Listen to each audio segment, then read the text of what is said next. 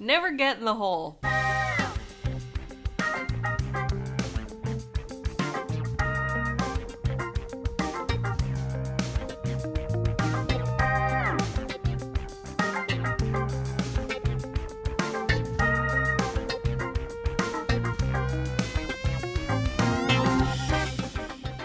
Welcome to a Halloween episode of the Two Older Pure Gold Movie Podcast. In today's episode, we are discussing the 1982 comic-style horror anthology, Creepshow.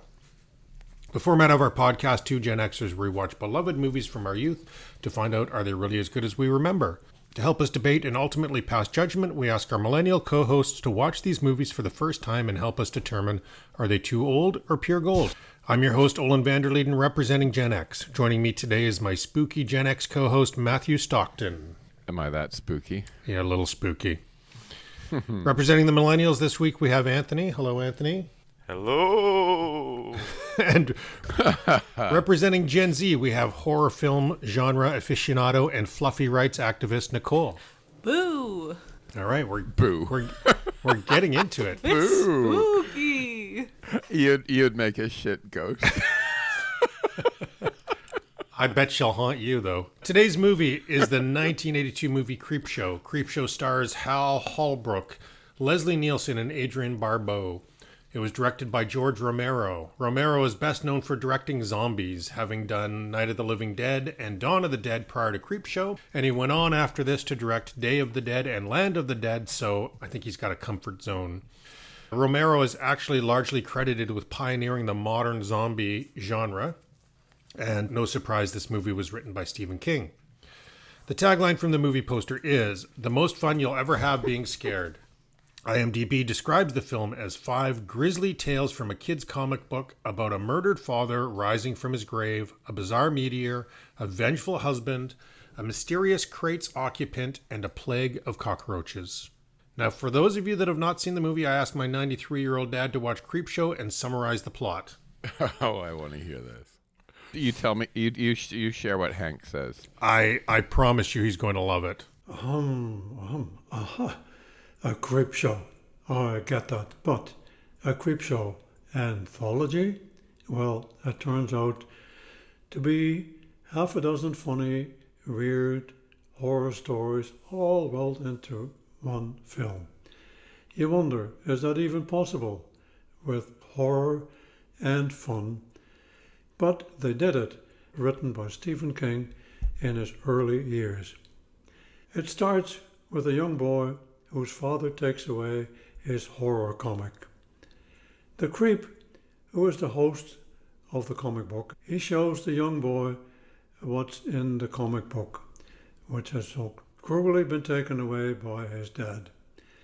It includes stories like Father's Day, The Lonesome Death of Geordie Verrill, Something to Tide You Over, The Crate, They're Creeping Up on You.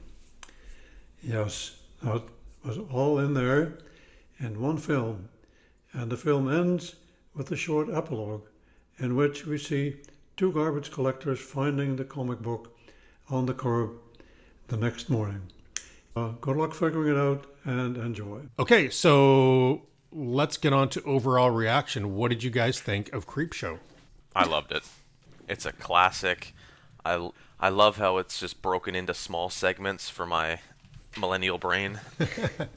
And I can hammer it out, and all the stories kind of have their own flair to them, but they're all kind of tied together by like revenge and getting even in some way, I feel.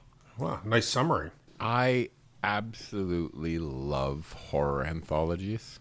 Like, it's my genre. Like, at night, I listen to horror stories podcasts, right? And like fall asleep every single night to them. And I was wondering why. It's kind of like, they're like haunted jukeboxes, right? Like you put in a quarter and, and you get a brand new scare each time.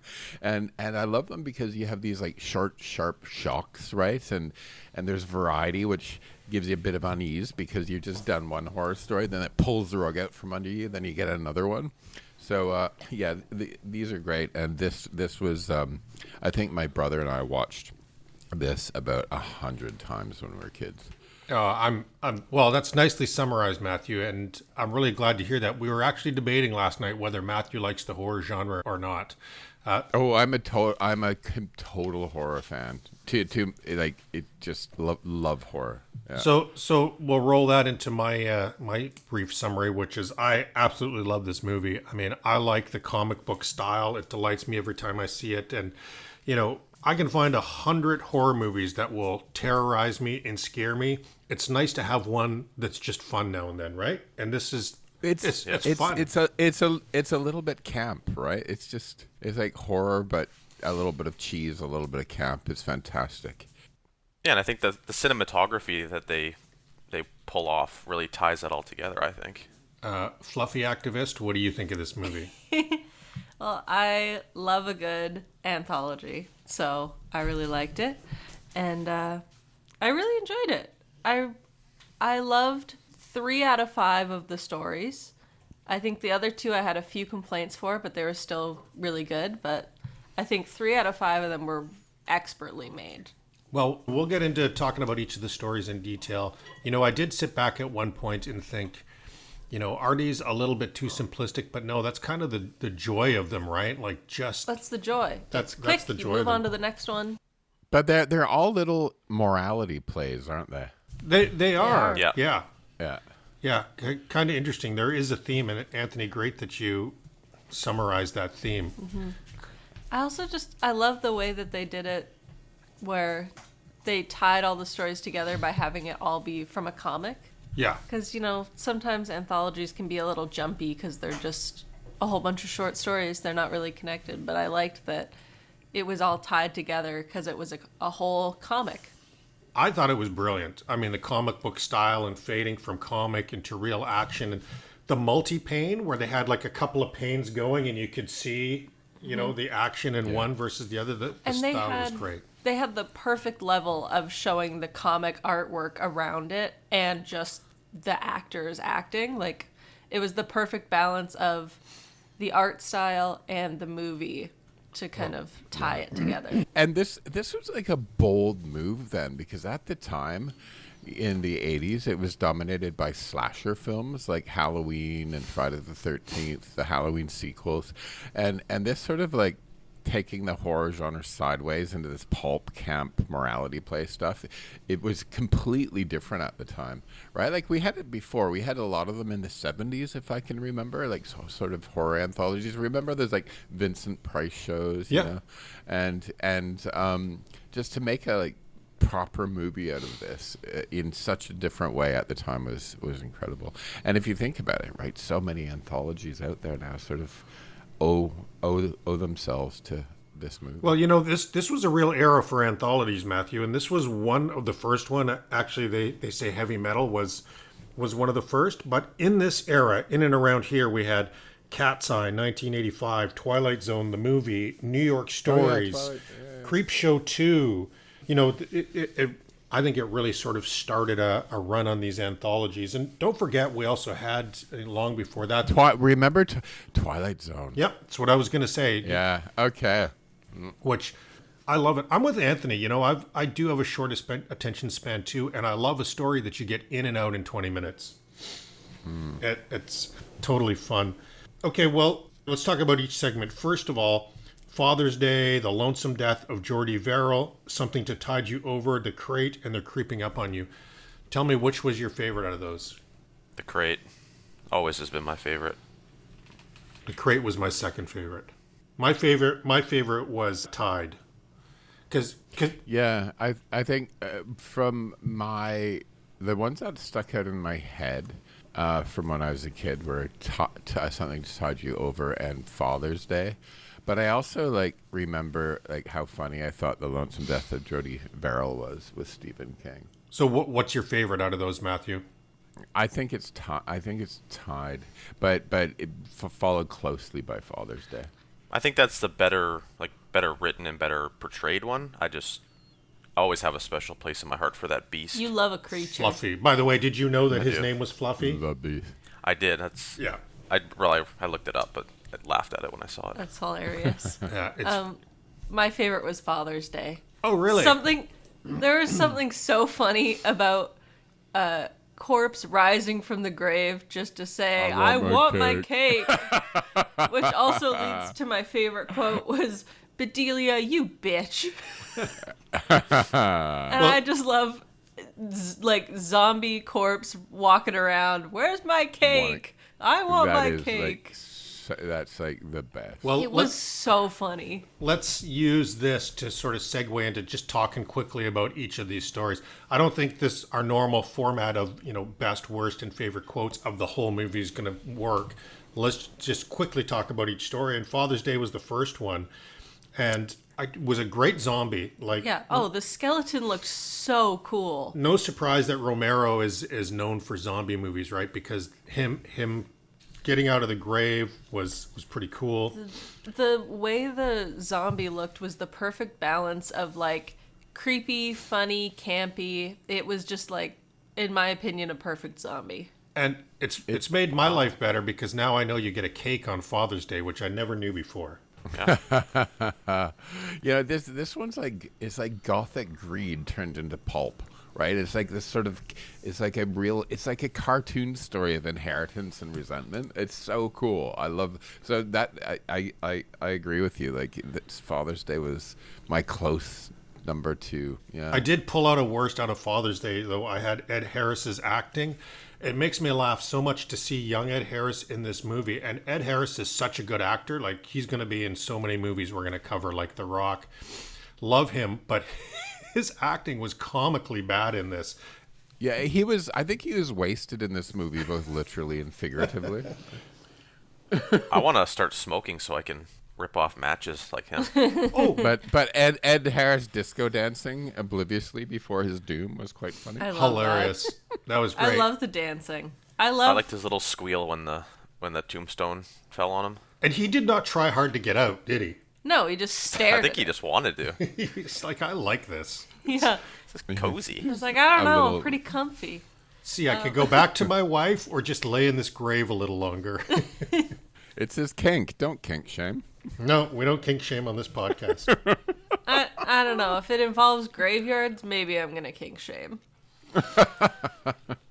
Everything about it was so fun to me. I really thought this one was perfectly done. Okay, great. I'm glad you liked it. So for me, I'm going to segue to the next one, the Jordy Verrill. This for me was the worst one of the bunch. If you had to pick a worst, Really? what is it for you guys? The cockroach one. Oh. Yeah, by far. Interesting. Well, the cockroach one was the worst made one and the least entertaining to watch for me. The Jordy Verrill one I didn't like, but only because it stressed me out. Oh, really? Yeah, it made me feel like sick, anxious. Oh.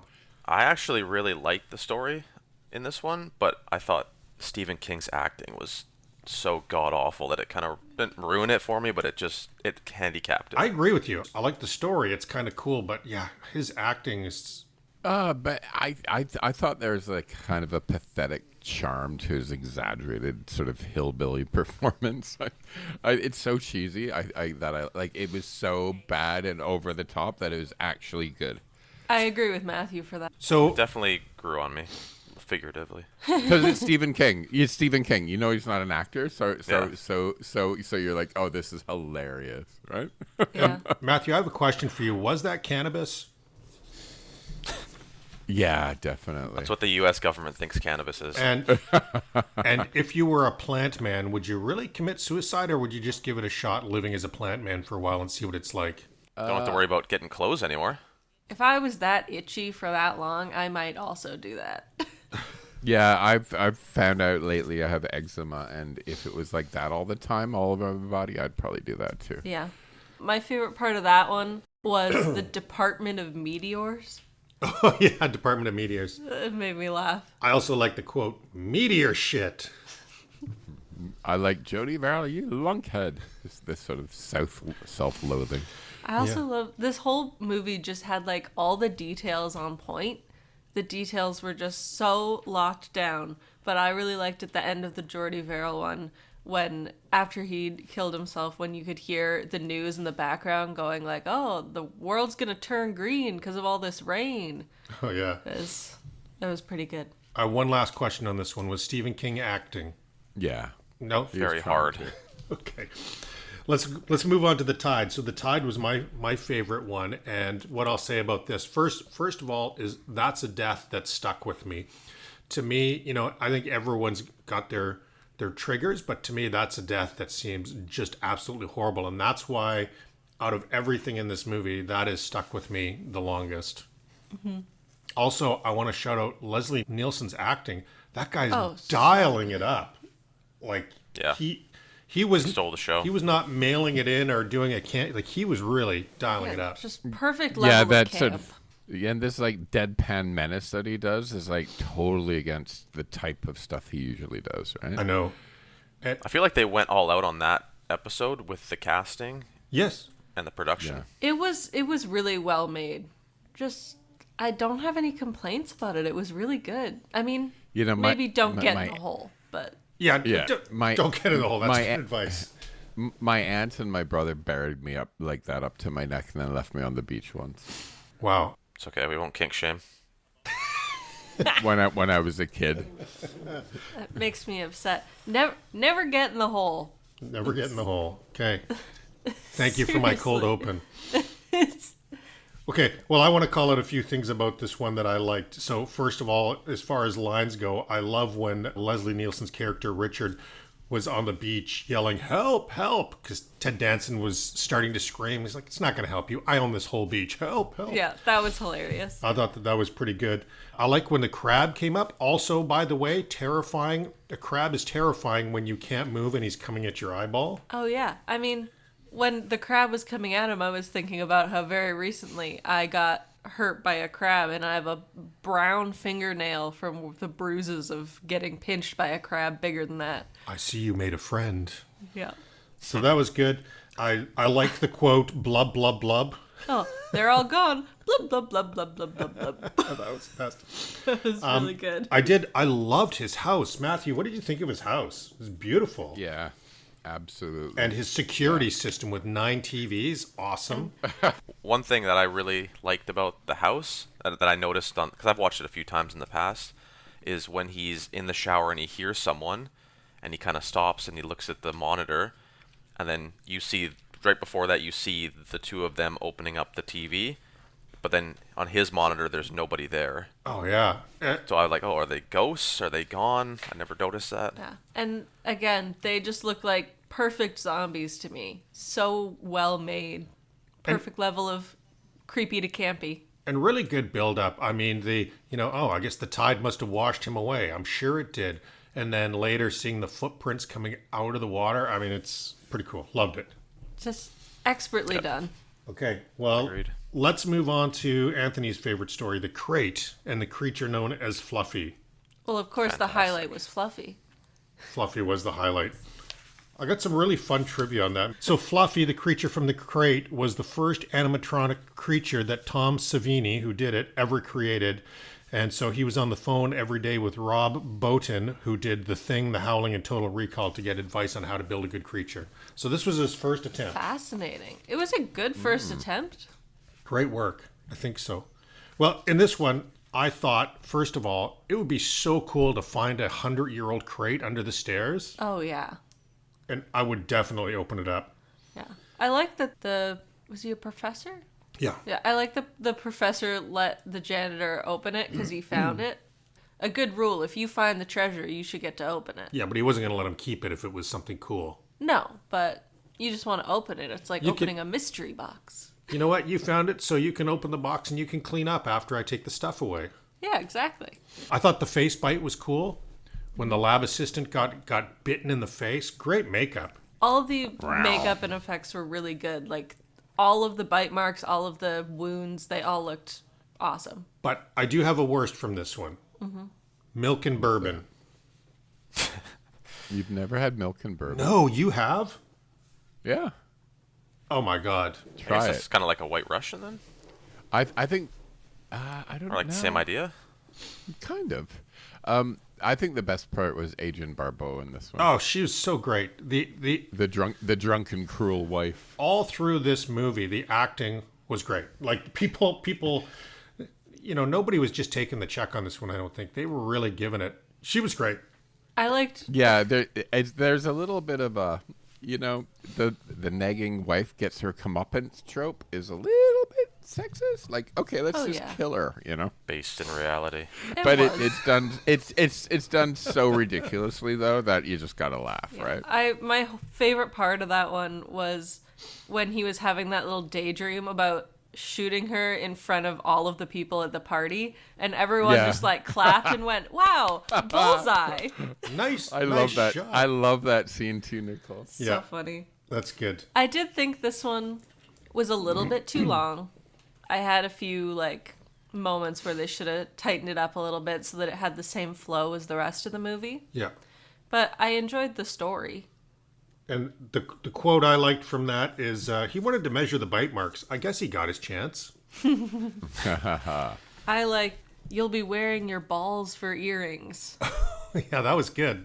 That was the wife. And I love the design of the creature. Like it was quite over the top when you actually see it, like this huge mouth on a little body and big teeth. But I love like when you look through the crate and you see the eyes and the glow, and then the claws coming out. Like it's Looks so like well a done. couple of emeralds.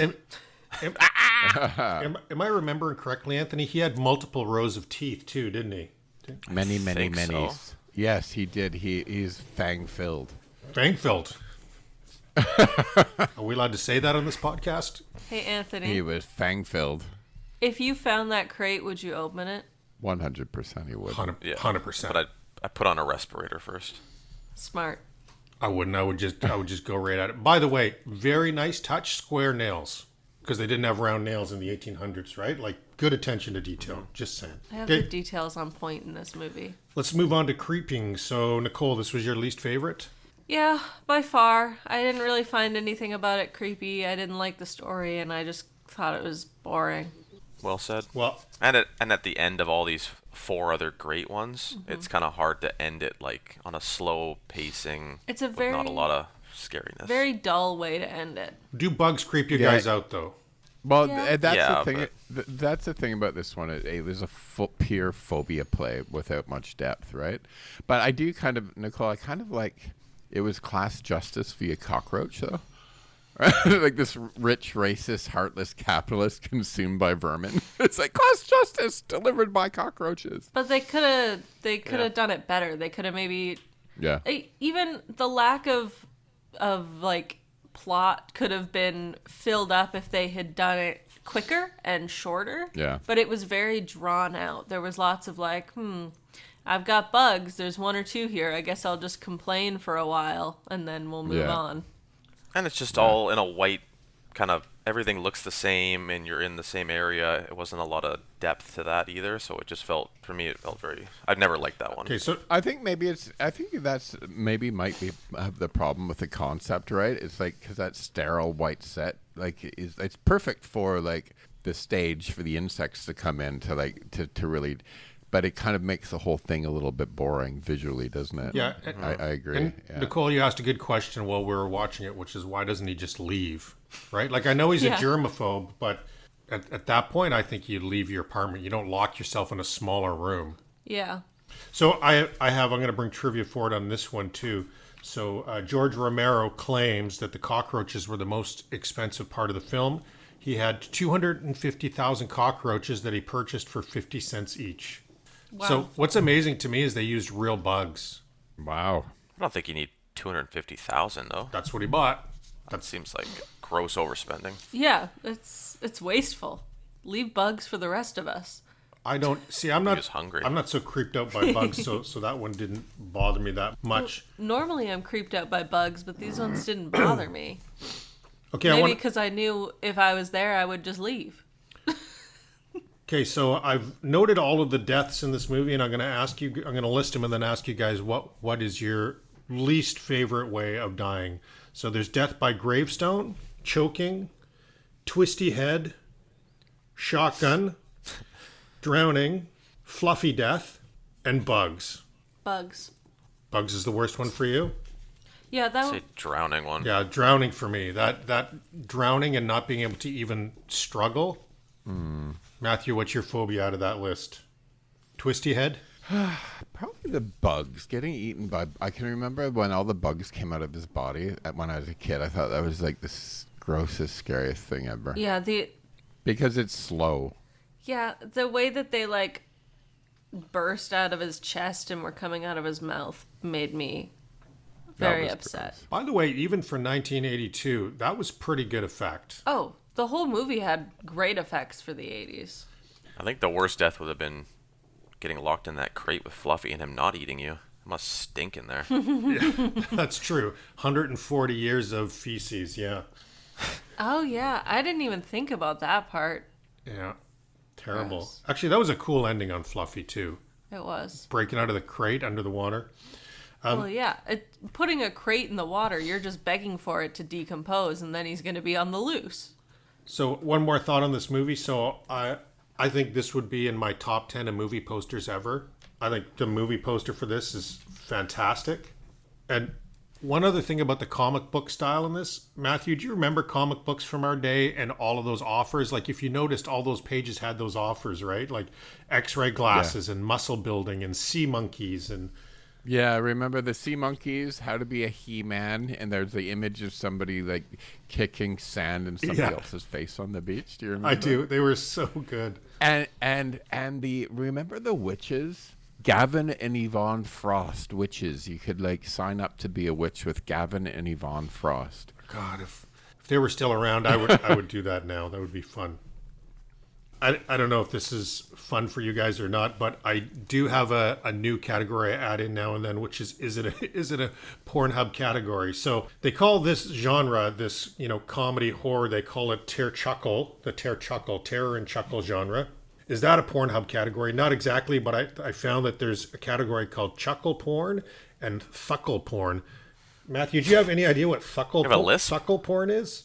Fuckle porn? Thuckle porn. Okay. Fuckle porn. Nope, it's thuckle, Thuc. But I did... Oh, okay. Fuckle. Sorry, I literally thought you said fuckle. I have no idea what it is, but I did type in Creepshow porn, and there's 71 titles.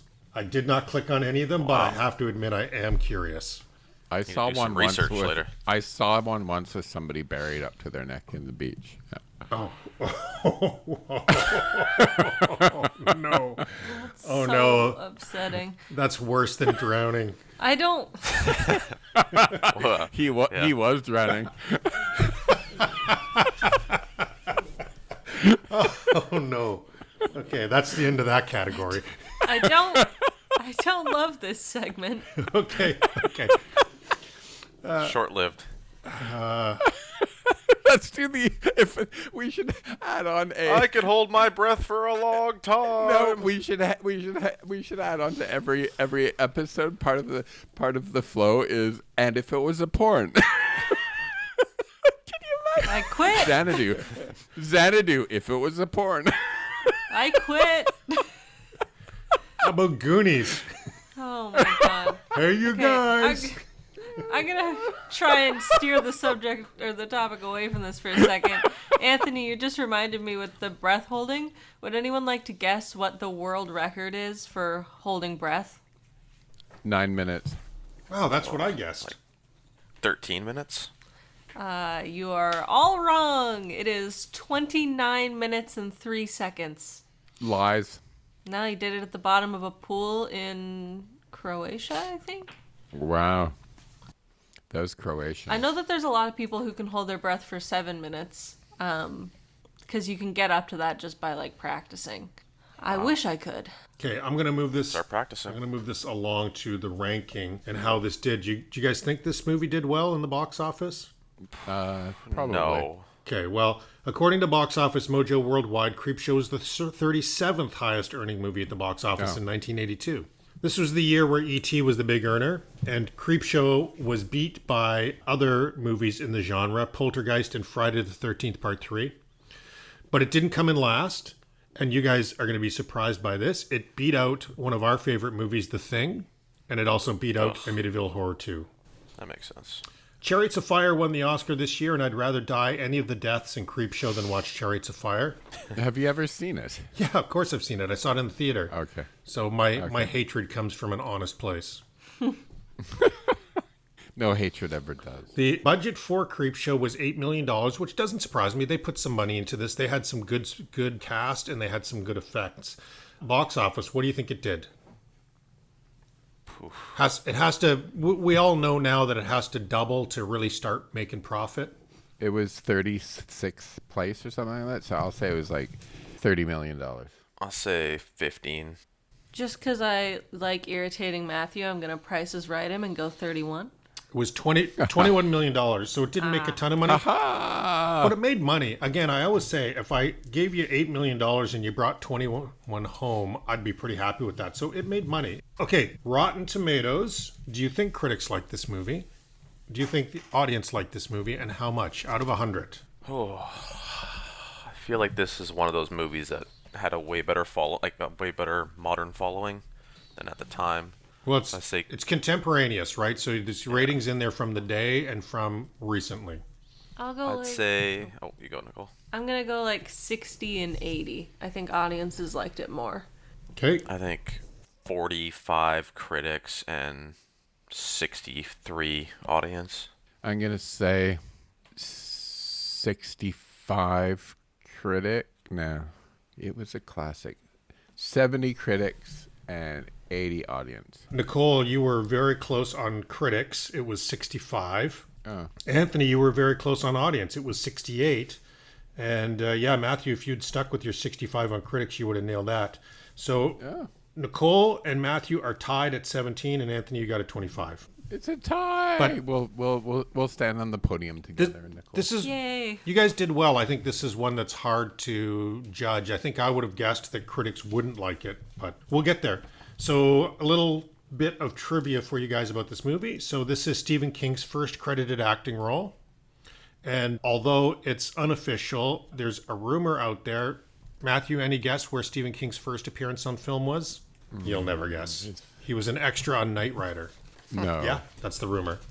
You can fact check me later. This I found interesting. So the comic or graphic novel for this movie came after the movie. So the comic didn't exist first. Stephen King wrote it. They made the movie, and then it was popular enough that they made the graphic novel after. Oh wow! I love pretty much anything that Stephen King writes. Yeah, he's a good writer. I think he's very talented. Although he was very serious during his scenes, Leslie Nielsen had a fart machine in his pocket during the shooting, and he would let it go during rehearsals, causing everybody on the crew to break up. That's hilarious. And George Romero, the master of the genre, this is his only film to ever open up at #1 at the box office. Ooh. Wow. The studio decided to release this in November after Halloween to avoid competition, and it worked. Cowards. It worked, apparently. They said there was too many other Halloween offerings, and they just decided to do this later. Especially when you're coming out with a Halloween movie that's sort of out of the box and not fitting the typical format. I think that's a smart move. Mathew, do you know where Stephen King got his start? Writing. Writing short horror stories for porno magazines. See? We need to do a segment if it were a porn. If it were porn. And then last thing, if you guys are ever in Louisiana, there is a museum of Creepshow memorabilia there. Ooh, cool. So I had woke or joke in here. There wasn't too much, Nicole, was there? Maybe slapping your kid. Maybe Professor Stanley hitting on young students. Yeah, you're getting them all. That's it? Okay, got it. I think so. I mean, I didn't love the relationship between Wilma and her husband, whatever his name was. But, that was all I could think of. Okay, so the movie holds up pretty well. So reviews. However you guys felt about this movie, I promise you there's others who liked it more and less than you. So for this movie, there were 64 10-star reviews out of 292 total reviews. And I got to say, I actually agree with most of these reviews. They're well written. Somebody called B. Kite says, each story is enriched with homages to classic EC comics of the 1950s, and Tom Savini's gore and creature effects still hold up today. A great film by two horror icons. Kevin Robbins says, who hasn't had a girlfriend like Billy? Forever Castron Mess. When I watch this movie, it makes me feel kind of happy. As a little kid, I would often watch this fun but gruesome movie in which people get eaten alive and horribly killed. Actually, it makes me feel all warm and fuzzy inside. Pervert. Somebody named Mathew says, the humor is just right, the gore is just right, the acting is over the top, but this is how it was meant to be. I love Creepshow and would recommend it to anybody who wants to sit down and enjoy the total time in front of the screen. Nice. And one last one. I saw it years ago on a well-worn VHS rental. It scared the bejesus out of me so much that I kicked my feet out in fright and kicked my dog to the floor. Luckily, she's stuffed. Jeez. She's stuffed. So now let's hear from the people who liked it less. And for this movie, there were only 2 people, 2 out of 292, who rated it 1 star. So let's hear what they have to say. Go to Kodak. This movie has nothing but the worst acting and stories, but I was the stupid guy with the idea to watch it. Yes, you were. And J.G. Carrera says this film has no fun. Supposedly, Creepshow is a horror show for grown-ups. King's stories are nothing special, and nothing in the film is particularly scary. Horror purists will object to the failed levity. The characters, storyline, and images are just one-dimensional. For anyone under 12, it's improper. For anyone over 12, there's no pleasure in seeing 2 alleged masters of horror deliberately working beneath themselves. Yeah, I'm a horror snob. Yeah, I don't like fun. Oh my God, that's another good cold That's open. so funny. Anthony, that makes me want to ask you, what age do you think you can show this to your kids? I don't know. What age did you let me watch it? 4. I feel like I had chicken pox when you guys. I feel like I had chicken No, I pox. swear you guys got me Creepshow 2 when I had chicken pox. Probably. I mean, these are fun. I mean, I think if you got a kid in the right frame of mind that you could do this relatively young. I mean, I watched so many of these things so young because I had siblings that were so much older than me. So I feel like I probably watched this at like 3 or 4. Or not this one, Creepshow 2. That was the one Anthony liked to watch as a kid. Well, continuing on with the reviews, I want to check with the professionals, Siskel and Ebert. Any guesses whether they liked it or not?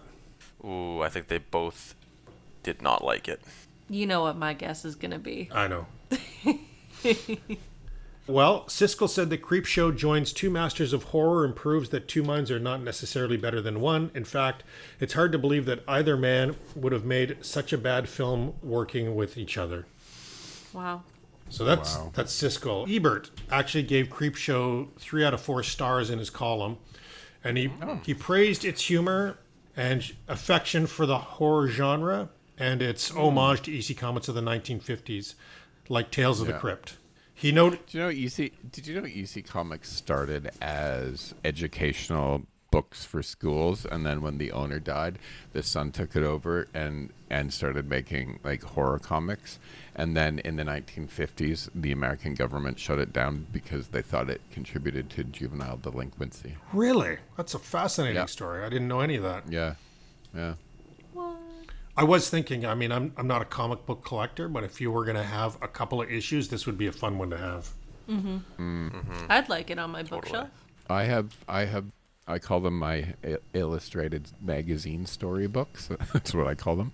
I have like all is bound, like Neil Gaiman ones. I've tons of them, Gaiman? actually. Yeah. Okay, by the way, Siskel and Ebert, Siskel thumbs down, Ebert thumbs up. I'm finally right. So one of each. But those guys Party. hated each other. I really believe sometimes they do that just to piss each other off. Well, I think they do it intentionally for the tension, right? To like get the ratings of themselves. Well, you'd think that, but every time I've guessed that so far, they've both agreed. They agree. Yeah. Whenever you're like, oh, they're gonna disagree, and like, next. So my next question is, does this movie deserve a remake or sequel? And I think we know that there was one. I know we're all fans of Creepshow 2 here. So we had Creepshow 2 in 1987, which Rotten Tomatoes 32, critics 41 audience, so not as well loved. I think it's funny that I'd seen Creepshow 2, but not Creepshow 1. Well, I think we all here actually have a preference for Creepshow 2 because there's some really awesome stories, and I think we'll do it this month. The for only Halloween. thing I remember about it is thanks for the ride, lady, because Anthony said that nonstop as a kid. He still does. That was a meme online. Yeah, she says it too. What the hell? La la la la la la. La la la. Is it a Pornhub category? No. That's what I think about that. Like, not to get into Creepshow 2 too much, Go for it. because we're gonna do it. But I think off the top of my head, Creepshow 2 has the more exciting and entertaining shorts, but Creepshow 1 is more well written and long. Like, it's more of a movie sleigh than like a quick action hit, I think. Yeah, I think you're absolutely right in your assessment, and I think Creepshow 2, that, you know, audience will love it because they have a fondness for Creepshow 1.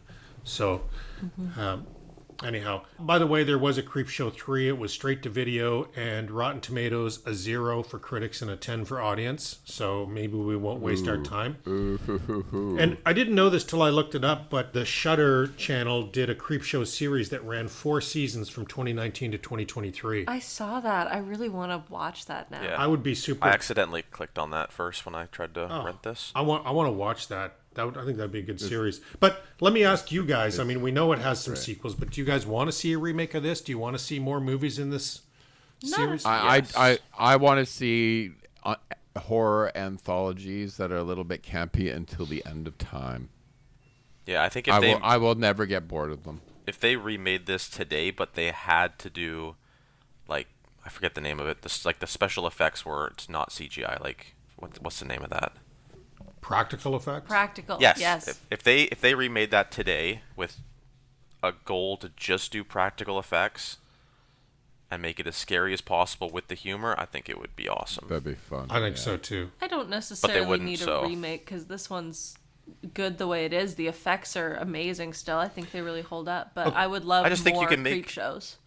Yeah, you can just, there's so many options that you could go with. That 20 minutes, boom, 5 episodes. There's so many ways you could take it that it'd be the same thing but newer, I think. I think you're all right, and Nicole, you made a good point. I don't think I would want to see these exact stories remade, but I would love to see, as Anthony said, more from this, keeping the style, and I agree, no CGI.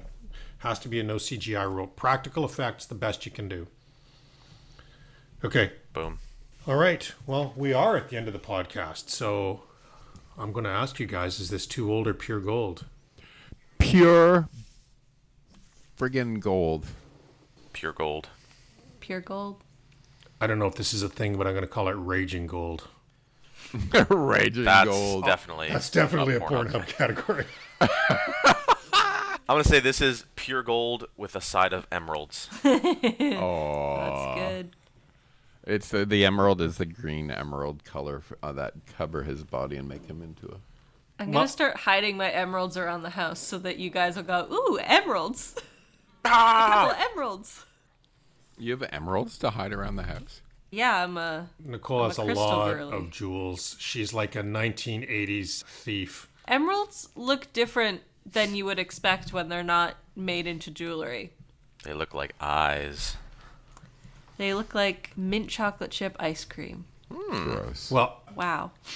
I have to thank you guys. This is, I mean, I love every episode we do, but this is one of the most fun ones I've done in a while. Both watching the movie, doing the research, and talking to you guys about it. Anthony, thanks for recommending this title. This is fun. It was problem. Anthony's idea to do a full October of horror classics, so that's what we're doing.